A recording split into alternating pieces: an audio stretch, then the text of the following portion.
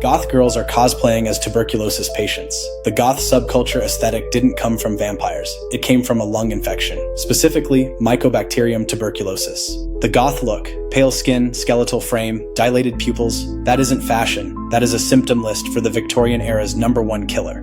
In the 19th century, TB was called consumption, and unlike smallpox, which was gross, consumption was considered chic. It made you thin, it made you pale, and the low-grade fever gave you big glassy eyes and red cheeks. The pre-Raphaelite muse Elizabeth Siddal, who famously floated in a bathtub for the painting Ophelia, was a real-life consumptive. Doctors had a term for it, spespathicica. They believed the fever burned away your physical body to reveal your creative soul. And the original pick-me boy of the era, Lord Byron, knew it. He refused to eat to stay thin, and famously said to a friend, "I should like to die of consumption, because then the women would all say, 'See that poor Byron, how interesting he looks in dying.'" To maintain that noble, wasted physique, Byron survived on a diet of hard biscuits and soda water, and he would drench his potatoes in vinegar. If you were healthy, you had to take extreme measures.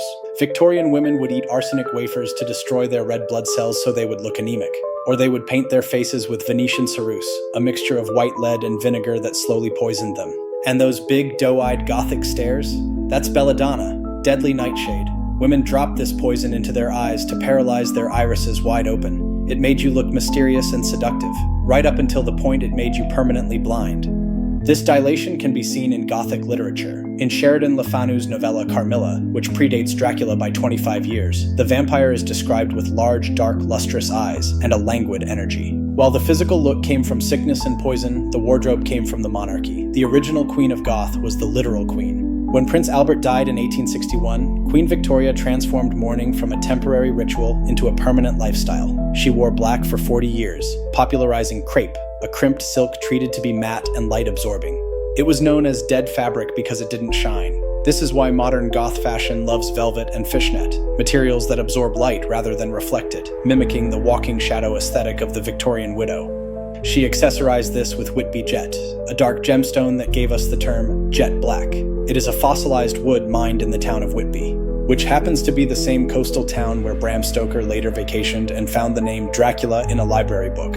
Thus, the jewelry of the Victorian widow and the lore of the vampire were born in the same place. The aesthetic eventually moved from the parlor to the screen. In 1915, silent film star Theda Bara codified the vamp look. Her studio fabricated a backstory that she was born under the Sphinx and that her name was an anagram for Arab death, though she was actually Theodosia from Cincinnati. Her heavy black eyeliner was a technical necessity. Early film stock couldn't register pale eyes, so she had to paint shadows onto her face to remain visible. Around the same time, the French actress Musidora appeared in Les Vampires wearing a black